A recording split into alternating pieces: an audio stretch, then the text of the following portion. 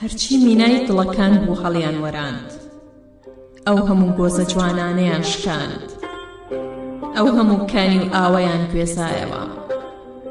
هەرچی کەڵەکی ژنان و سەکۆی ئێوارانی بەرماڵان بوو، هەرچی قیبلە هەبوو، قیبلەی نوێژ و قیبلەی عیشق و قیبلەی شۆڕش، هەر هەمویان ورد و خاش کرد. ئەم جەننەتەیان بە ئاوی خەتاکان بەخشی، ئەم هەموو نوێژەیان لە دووعاکان بێبەری کرد، ئەم هەموو شارە زوورەیان کردەتە نورێک بۆ نالی، ئەم هەموو خۆڵەمێشەیان لە پشکۆکان نیگەران کرد. ئەوان کە هاتن وەرزە ئاڵەکانی عەدەمیان پێبوو، ئەوان کە هاتن ڕەوە کوللەینە و میحنەتەکانی مێژوو بوون، هەوای دۆزەخ هێنابوونی، کە هاتن مەوسمی گۆرانی و شەوقی ئەو هەموو ساڵیان خستە چاڵێک ئاگرەوە، ئەو هەموو دەرگایەیان لەسەر تەنیایی ڕۆحەکان داخست، ئەو هەموو خەونەیان بەسەر چڵێکی وەحشەتەوە جێهێشت. بەرسیلەکانی مناڵی و چرۆکانی بەرائەتیان هەر بە سەوزی بۆ سەرەنوێلک فرێدا. ئەوان لە ئەزەلەوە هەروا بوون، جوانترین گەمەیان کوشتن و ناسکترین وشەیان خوێن بووە. ئەوان کە هاتن هەرچی ماڵی سپیک چە عازبەکان هەبوو ڕووخاندیان، هەرچی هێلانی ئاوریشمی عیشق هەبوو سووتاندیان. ئەوان ئاوێنەی حەوزێکی لیخنیشیان نەهێشتەوە، درەختە ڕیش سپێکانی ئاوایی لەبەریا دەستنوێژ هەڵگرن. ئەوان کە هاتن ڕەوە کوللەی پاش میحنەتەکانی مێژوو بوون، بای دۆزەخ خەڵی گرتبوون، هەرچیان کرد، هەرچیان برد، خۆیان و خوا تراکتۆرەکان نەبێ کەس نەیزانی. پاوانەکانی محبەتگەر ئەم جارە سڕنگەیان لێوە بێ، قافڵە لە ڕێی عەجەمەوە ناگەڕێتەوە، ئەم جاریان قافڵەکان لە عەرعەرەوە دێنەوە، کۆڵوانە و گۆزەی شکاو و پەڕیە چای بەجێماوی هێشتا گەرمی ئێوەیان پێیە، هۆرەی کوژرا و ڕەشماڵی بێناز و فەقێنەی تەڕ و خوێناوی ئێوەیان هەڵگرتووە. قافڵەکان لە عەرعەرەوە دێنەوە، هەموو شتێکیان پێ ئێوە نەبێ، پوزەوانی بێقاچ و چاوەزاری شکاوی سەر دەرگای فردەوسە ڕووخاوەکانیان بار کردووە.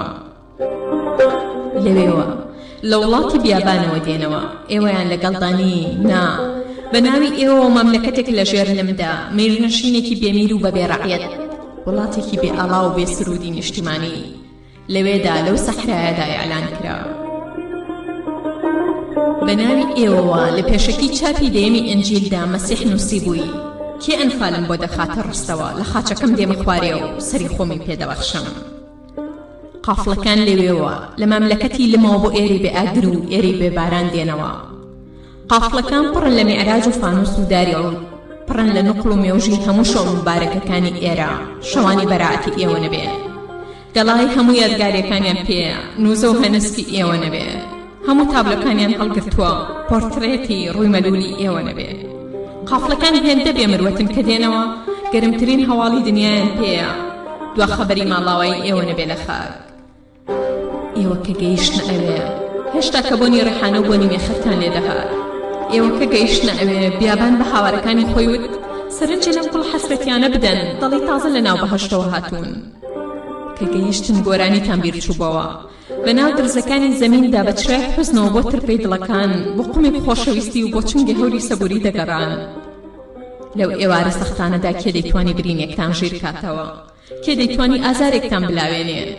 ئێوە کە گەیشتنە ئەوێ، هەموو شتێک تەواو ببوو، ڕەنگی قەدەرتان لە ڕەنگی سەحرا دەچوو، بە بێدەنگی دەڕژانە ئینجانەکانی مەرگەوە.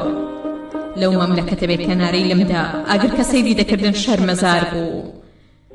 ئێوە کە گەیشتن ئەوێ، دەمێک بوو خۆڵباری بۆ سەر دڵ و چاوتان، دەمێک بوو کاغەز و جزدان و دەفتەری بەرباخەڵتان بە خوێنی ئەم کۆچەتەڕ بوو.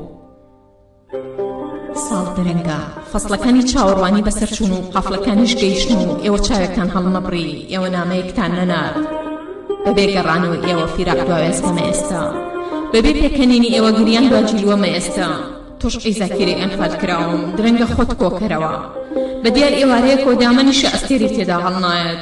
چاوەڕوانی هاتنەوەی مناڵێک مەکە دەستەکانی پڕن لە دووکەڵ، چاوەڕوانی چی دەکەیت؟ ئیتر گۆزەکان لەکانی نایەنەوە، کچە ئەسمەرەکان هەجیاتی سوخمۆمە مەگدان، گوڵەزان بەقی مردن بەسنگیانە هەڵدەواسن، درەنگە خۆت کۆکەرەوە. فەسڵەکانی چاوەڕوانی بەسەر چوون و قافڵەکانیش گەیشتن و ئەوان چاوێکیان هەڵ نەبڕین، ئەوان نامەیەکیان نەنارد.